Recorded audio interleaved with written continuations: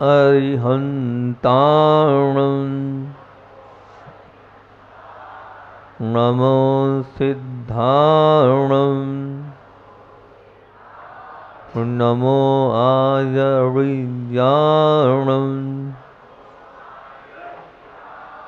नमो वध्यायाणं नमो लोय सव्वसाहुणं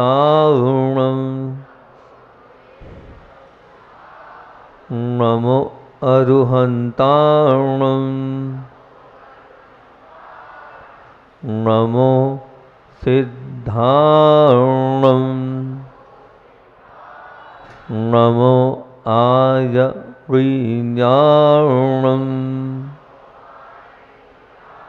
नमो उवध्यायाणं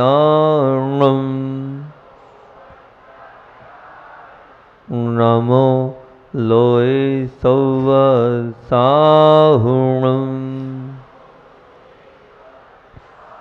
सकल गेय ज्ञायक तदपि निजानंदरसलीन शोजिनेन्द्र जयवंत निज अरिरज रहस विहीन। बोलिए देवादिदेव 1008 मूल नायक श्री चंदा प्रभु भगवान की, वंडी मावरा के बड़े बाबा आदिनाथ भगवान की, परम पूज्य आचार्य भगवंत विद्यासागर जी महामुनि राज की, पूज्य संधान सागर जी निरंजन सागर जी महाराज की, पूज्य मुनि श्री दुर्लभ सागर जी महाराज की। आत्म के अहित विषय, हम ये लाइन तो आपको रटवा ही देंगे, कुछ रटवाएं चाहे नहीं रटवाएं। आत्म के अहित विषय कषाय, कषाय पर चर्चा चल रही थी। कल के कुछ प्रमुख बिंदु हम फिर से ले लेंगे।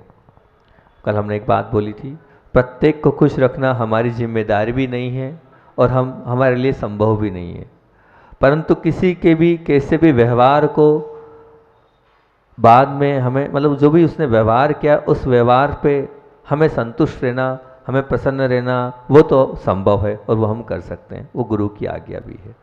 दूसरी बात बोली थी, आवेश एक ऐसा कवच है जो चाह कर भी दूसरों को या दूसरों के हृदय में जाने नहीं देता, प्रवेश नहीं करने देता।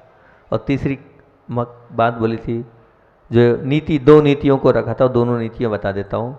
पहली नीति थी, तुम्हारे दुश्मन को मित्र बनाने के लिए तुम 1000 अवसर देना, पर तुम्हारे मित्र को दुश्मन बनने का एक भी अवसर मत देना। और फिर बोला था, बोलो आप लोगों को, सांड के आगे से, गधे के पीछे से और शेर के नज़दीक से नहीं छेड़ना, परंतु क्रोधी के तो कहीं से मत छेड़ना। बहुत अच्छी बात है। कल मैंने आपके सामने बात रखी थी कि क्रोध करने से शरीर पर भी प्रभाव पड़ता है, और कुछ नई चीज़ें मिली थी तो मैंने कहा वो आप लोगों के सामने रखूँ, क्योंकि वैसे तो आपने देखा भी है क्रोध करने से आंखों में लालपन आ जाता है, ये सामान्य बात है। देखते भी उसकी आंखें लाल हो जाती, खून उतर आता है उसकी आंखों में, जो भी क्रोधी व्यक्ति होता है, देखा भी होगा। शरीर कांपने भी लगता है, ये भी आपने देखा होगा। हृदय की धड़कनें बढ़ जाती है, ये भी आपने देखा होगा। परंतु अभी कुछ नई चीज़ें, 4-5 चीज़ें जो मिली वो आपको बताता हूँ। क्रोध करने से शरीर में इस प्रकार के हार्मोन्स उत्पन्न होते हैं जो एक प्रकार से विषाक्त होते हैं, और उस विषाक्तता का जो प्रभाव पड़ता है वो आपकी पाचन शक्ति पे पड़ता है। अर्थात आपकी पाचन शक्ति पर बहुत ज़्यादा प्रभाव आपके क्रोध करने से पड़ता है, आपकी पाचन शक्ति खराब होती है। और जब पाचन शक्ति खराब होती है, अब आपका आहार आप जो कर रहे हो वही पचेगा नहीं, तो अनेक प्रकार की बीमारियों में वो कारण होगा आपका आहार। तो प्रमुखता से आपका क्रोध आपकी पाचन शक्ति को क्या करता है, खराब करता है। और उसके बाद जो रक्त, वो तो ठीक है, अब जो रक्त विकृत हुआ है उस विषाक्त होने से, तो शरीर में पीलापन आता है, शरीर में पीलापन आता है, और तो और नसों में तनाव आता है। और रीढ़ से संबंधित जितनी बीमारियां हैं, अधिकतर रीढ़ से संबंधित बीमारियों में क्रोध को महत्ता दी गई हैगी। आप क्रोध करते हैं तो आपकी रीढ़ में तकलीफ होगी। पढ़ा तो बड़ा ऐसा लगा कि अच्छा ऐसा भी है, ये रिसर्च वर्क है कि जिनको होती, अधिकतर एक सामान्य से रिसर्च वो होती कि ज़्यादा दूसरी चीज़ों से भी हो सकता है, लेकिन महत्वपूर्णता से रीढ़ से संबंधित दर्द काय से होता है, तो बोले क्रोध करने से होता है। दूसरी बात बोली, उसको देखकर, उसको भी पढ़कर बड़ा आश्चर्य हुआ, जो क्रोधाभिभूत माँ होती है, अगर वो माँ अपने बच्चे को क्रोध करने के बाद बच्चे को दूध पिलाती है तो वो जो बच्चा होता है उसको मरोड़ हो जाती है, उसको दस्त लग जाते हैं, उसका पेट खराब हो जाता है। उसका क्या हो जाता है? पेट, मतलब पेट खराब हो जाता है। उस मतलब आप तो ठीक हो लेकिन आपकी संतान पर भी उस क्रोध का प्रभाव पड़ रहा है। वो जो तत्व है आपके बच्चे के अंदर भी प्रवेश कर रहे हैं, कैसी बात है। दूसरा, जो माँ हमेशा चिड़चिड़ापन करती है और माँ अगर उस बच्चे को दूध पिलाती है, अपने बालक को, अपने शिशु को दूध पिलाती है तो अनेक जीर्ण रोगों का कारण है, अनेक जीर्ण रोगों का कारण है। आपके माध्यम से किया गया क्रोध आपके बच्चों की बीमारी का कारण हो सकता है, होता है। ऐसी रिसर्च है, मैं नहीं बोल रहा हूँ, जो एक डॉक्टरी रिपोर्ट आई है उसको मैंने पढ़ा और वो मैंने आपके सामने रखा। यहाँ तक कि उनका तो कहना है कि जो गर्भ अवस्था में 2 कारण दिए थे उनने, एक कारण तो अपने संबंधी थे, दूसरा कारण दूसरा आएगा। जो गर्भ अवस्था में जो माँ क्रोध करती है, चिड़चिड़ापन करती है, उनके जो बच्चे होते हैं उनमें अनेक बीमारियां गर्भ अवस्था में हो जाती है, यहाँ तक कि लूलापन, अपंगपन और भी दिमाग की विक्षिप्तता जो होते हैं ना, मन से मतलब दिमाग से जो कमज़ोर होते हैं, वो कौन होते हैं, किनके बच्चे होते हैं? तो बोले जो माँ गर्भ अवस्था में क्रोध करती है उनके साथ ऐसी व्याप्ति होती है। अब विचार करें, अगर गर्भ अवस्था में माँ क्रोध कर रही है तो उसका प्रभाव बच्चे पर पड़ रहा है। ये उनने अपनी रिपोर्ट में दिया है कि जो माँ बहुत ज़्यादा वाद विवाद में पड़ती है, क्रोध करती है, चिड़चिड़ापन करती है, आवेश में रहती है, तनाव में रहती है, उन माँ के बच्चों के साथ ये घटना घटती है और हो रहा है, होते दिख रहा है। दूसरा हेतु उन्होंने ये दिया था, हालांकि वो इस प्रकरण का नहीं है, लेकिन बात आई थी, बोले महाराज जी आप लोगों को ये बताना चाहिए अपने प्रवचनों के माध्यम से। ये तो खैर उसमें नहीं लिखा था उस रिपोर्ट में, ये तो दूसरी बात आपको बता रहा हूँ। एक महाराज जी के पास हम बैठे थे तो वो महाराज जी को एक डॉक्टर से बता रहे थे जो शिशु रोग विशेषज्ञ थे, बहुत बड़े डॉक्टर थे दिल्ली के। उन्होंने बहुत अच्छी बात रखी, बोले महाराज जी साधु संतों को मतलब हिचकिचाहट नहीं करना चाहिए, ये साधु संतों को बताना चाहिए और सबके बीच में रखना चाहिए इस बात को कि जब गर्भस्थ अवस्था होती है उस समय माँ को पूर्णतः ब्रह्मचर्य व्रत का पालन करना चाहिए। अगर वो पूर्णतः ब्रह्मचर्य व्रत का पालन नहीं करती है तो उसका प्रभाव शिशु पर पड़ता है और फिर वो शिशु मंद बुद्धि होता है, लूला होता है, अपंग होता है। बोले ये कारण उन्होंने कहा, बोले आप लोगों को प्रवचन से बताना चाहिए कि जैसे ही अगर आपके शिशु गर्भ अवस्था में तो उसके बाद आपको पूरा कायस्तर पूर्वक ब्रह्मचर्य व्रत का पालन करना चाहिए, नहीं तो आपके बच्चे पर उसका दुष्प्रभाव पड़ेगा। जैसे क्रोध के कारण पड़ रहा वैसा ही पड़ेगा।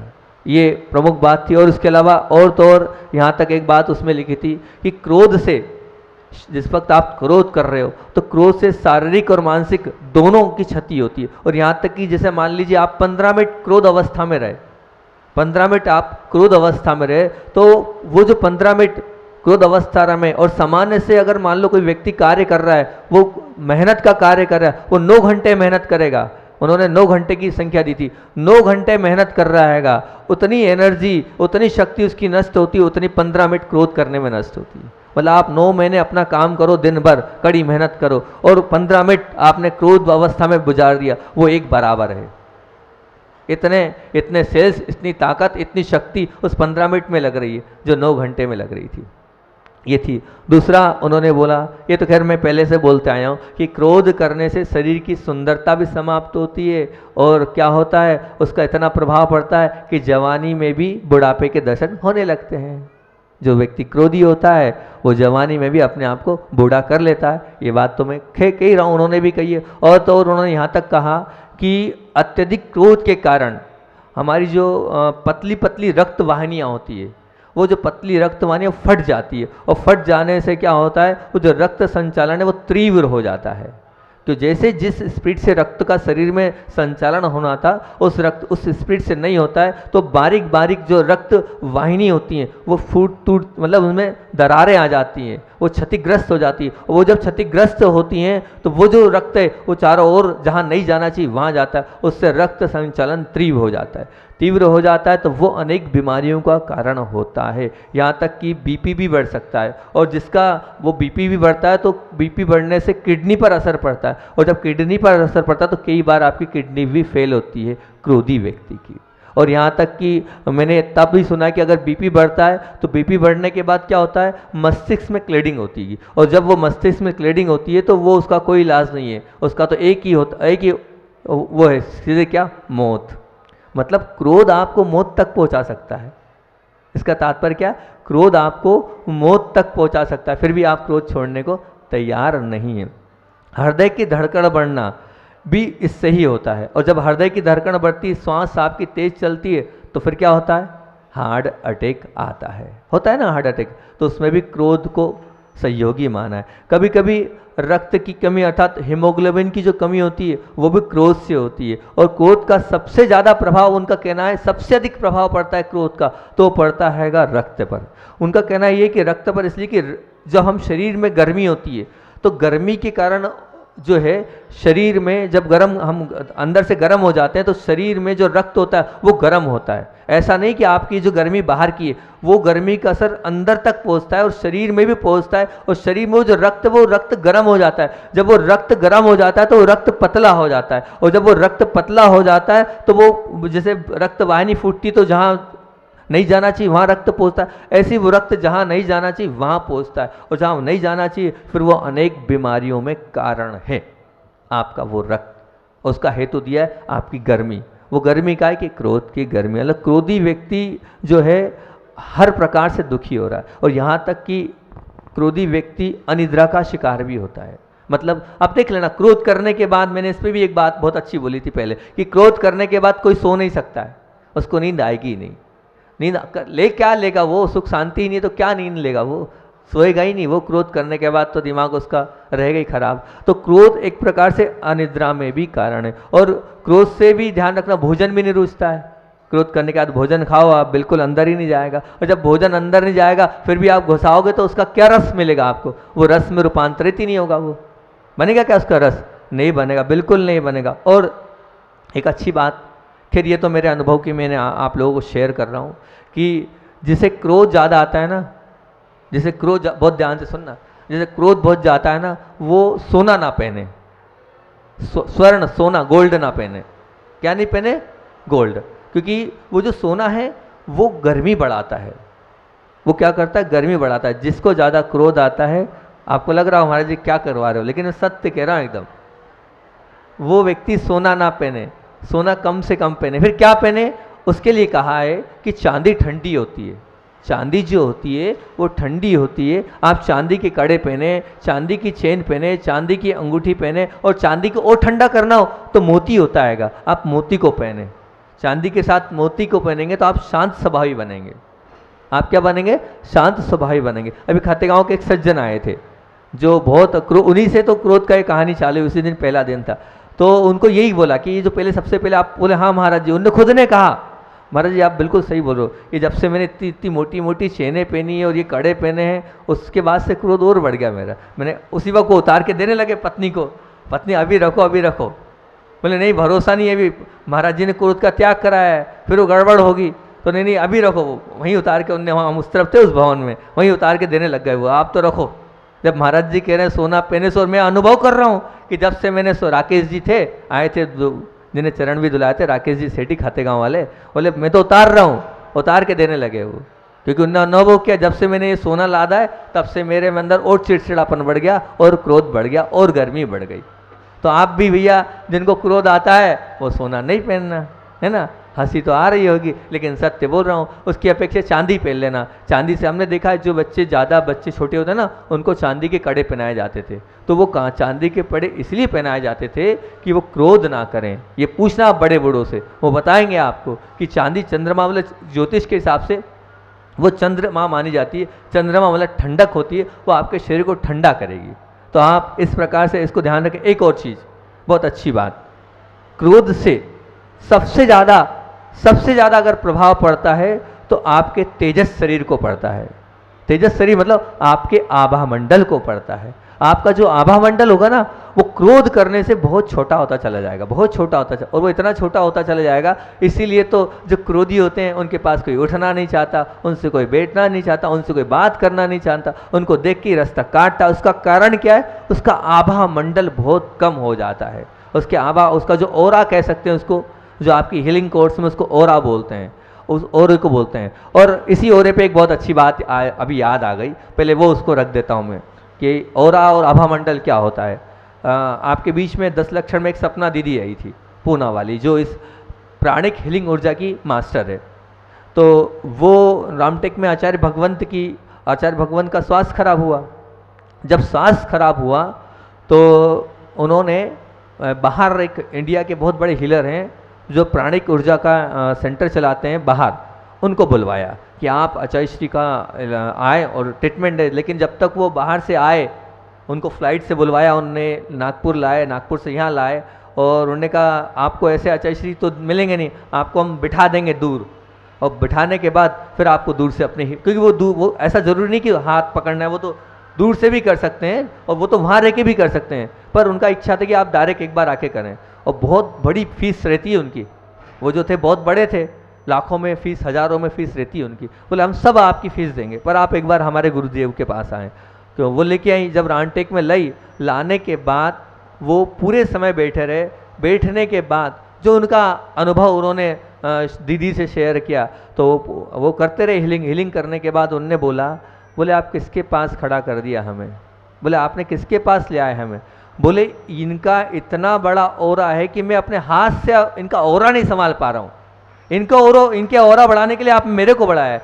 बोले आप बल्कि मेरे से पैसे लें बुलाने के लिए। बोले क्यों? बोले इनके कारण मैंने अपना ओरा बढ़ा लिया है। बोला इनका ध्यान कर कर मैंने अपना ओरा बढ़ा लिया, मेरी अपनी ऊर्जा बढ़ गई है। बोले इसके माध्यम से। बोले आपने मुझे बुलाया उसके लिए धन्यवाद, और टिकट के पैसे भी अब मैं ही दूंगा, और आगे ऐसा मेरे को और मौका देना। फिर दूसरी बार फिर पुनः जब इंडिया आए, वो भोपाल आए, भोपाल फिर दोबारा आए, तब भी अपने उससे आए वो कि नहीं वो उन संत के दर्शन करना। उनने पूछा फ़ोन लगाकर कि दीदी वो महाराज कहाँ पर है अभी हाल, क्योंकि पूरा बताया जैन साधु होते हैं और इस प्रकार से एक बार आहार करते हैं और स्थायी रहते नहीं हैं। उन्होंने कहा अगली बार मुझे आना पड़ेगा तो मुझे यहीं आना पड़ेगा। बोले यहाँ नहीं आना पड़ेगा, तो स्थायी रहते नहीं हैं। तो उन्होंने फ़ोन किया कि मैं आया हूँ, इंडिया आया हूँ, बाहर रहते हैं वो, विदेश में रहते हैं, मैं आया हूँ और मुझे उनके दर्शन करना, मुझे और पावरफुल बनना है, मेरे ओरे को और पावरफुल करना है, इसलिए उनके दर्शन करने के भाव हैं। तो उनके दर्शन करने के भाव से वो वहाँ से चल के आए थे, और फिर उन्होंने यहाँ पर आकर, कहाँ, भोपाल में आकर पुनः दूर से उन्होंने पूरी बात बताई मेरे को। तो ये है ओरा, ये ओरा। आखिर आचार्य भगवंत का ओरा इतना पावरफुल क्यों है? क्योंकि उनके जीवन में करुणा है, प्रेम है, वात्सल्य है, स्नेह है, और एक के प्रति नहीं है, जीव मात्र के प्रति है। आपके पास भी प्रेम है, हमारे पास भी है, लेकिन किसके लिए? बेटे के लिए, बहू के लिए, लड़की के लिए, पति के लिए, पिता के लिए। ये है आपके पास प्रेम वात्सल्य। उनका किसी के प्रति कोई प्रेम वात्सल्य नहीं है। वो तो जीव मात्र के प्रति जिनके अंदर होता, उनका औरा बढ़ता है, उनका आभा बढ़ता है, उनका तेजस शरीर बढ़ता है। आपके अंदर है ऐसा? गुरुदेव जैसा, पूज्य गुरुदेव जैसा है ऐसा? तब आपका औरा बढ़ेगा। तभी तो वो इतनी दूर से हीलर आया था, लाखों रुपए जिसकी फीस रहती है, वो कुछ नहीं ले रहा है और दोबारा बिना पैसे आया है, इसीलिए आया था वो। तो आप समझो कि गुरुदेव का क्यों इतना बड़ा हीलर, मतलब औरा है, इतनी बड़ी क्यों उनके पास ऊर्जा है। उसका कारण है कि उनके जीवन में क्रोध नहीं है। और अगर कभी वो क्रोध भी करते हैं तो हंसते हंसते करते, लगता ही नहीं कि वो क्रोध कर रहे हैं, लगता ही नहीं वो क्रोध कर रहे हैं, और 2-5 मिनट बाद वो हो जाता। लेकिन वो उनका क्रोध भी काय के लिए होता है?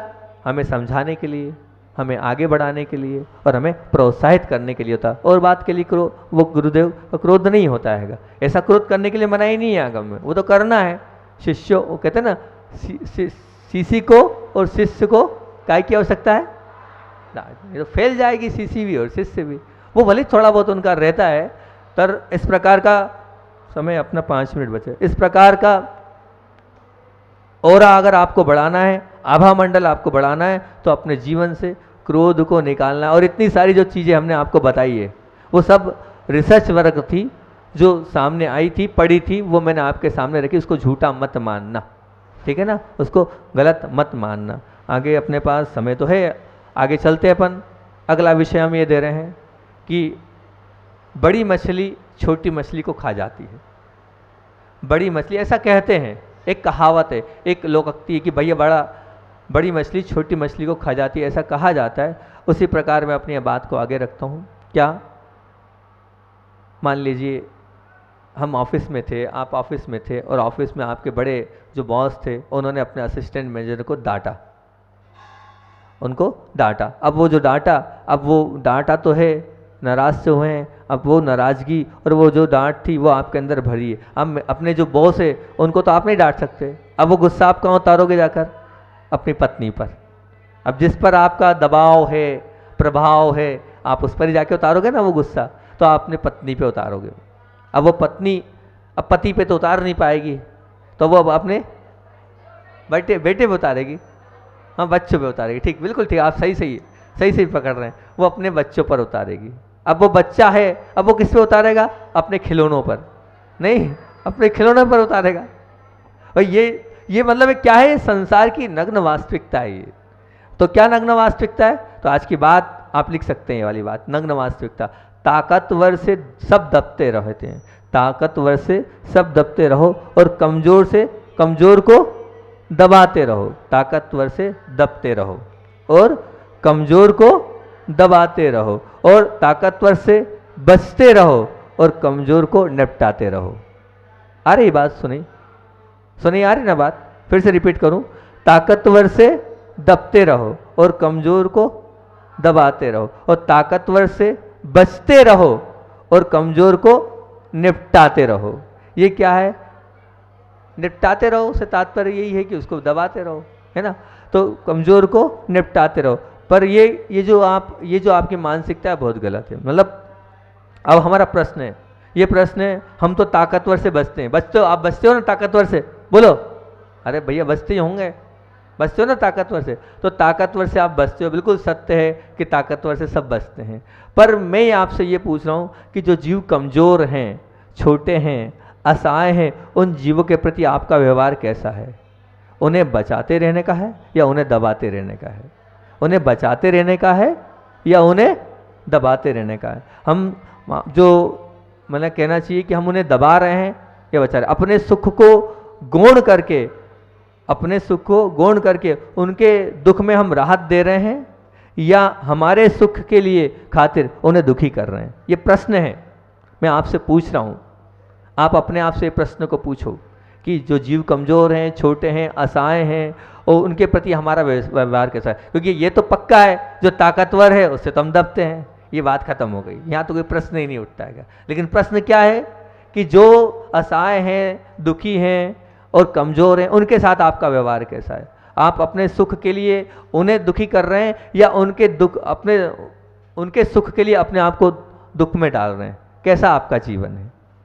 आप अपने सुख के लिए उनको दुखी कर रहे हैं या उनके सुख के लिए अपने आप को दुख में डाल रहे हैं? कैसा जीवन है? याद रखना, सभी को काबू में रखने में, सभी को अपने कब्जे में जो रखने का प्रयत्न करता है वो शायद बड़ा व्यक्ति बन जाएगा वो बड़ा व्यक्ति, परंतु जो सबके हृदय में अपना वास रखता है वो महान इंसान बनता है। वो क्या बनता है? बड़ा नहीं बनता है, वो महान बनता है।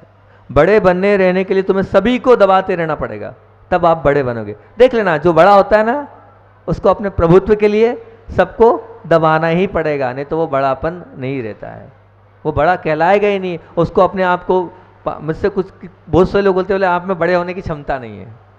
मुझसे बहुत सारे लोग बोलते आपको आचार्य ने गलत बड़ा होना, आपके अंदर क्षमता ही नहीं है।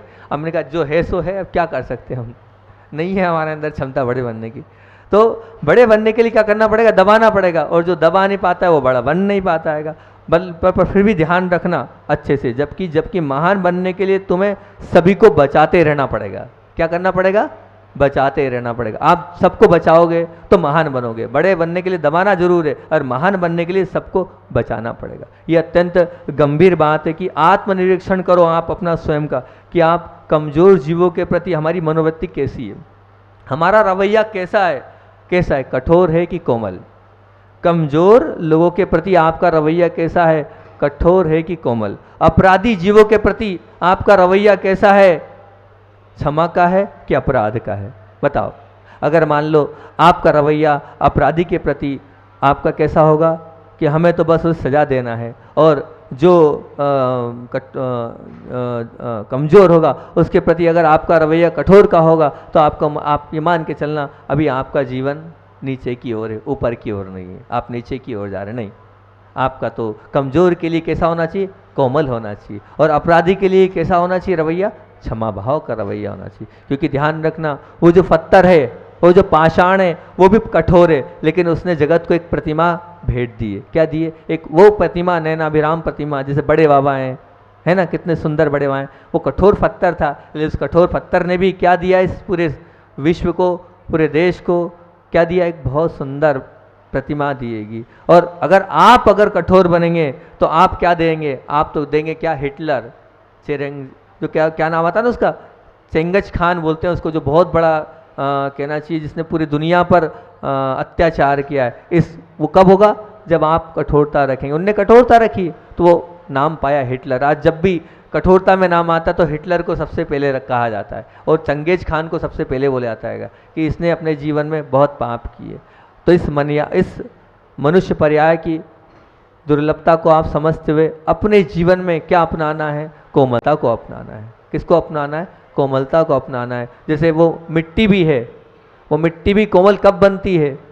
हमेशा कठोर रहती है। बीज जब ही उगेगा जब उसमें कोमलता आएगी। आपके अंदर भी मोक्ष मार्ग का बीज जब ही पल्लवित होगा जब आपके अंदर कोमलता का प्रवेश होगा। समय अपना हो गया है, और संस्मरण तो मेरे ख्याल से वो वाले में काम अपना चल जाएगा, इसलिए अब कल सुना देंगे जो आज सोचा था। वो अभी बीच में हमने सुने दिया एक संस्मरण आपको। अब इसी बात को अपने विराम देते हैं। बोलिए आचार्य भगवंत विद्यासागर जी महामुनि राज की जय।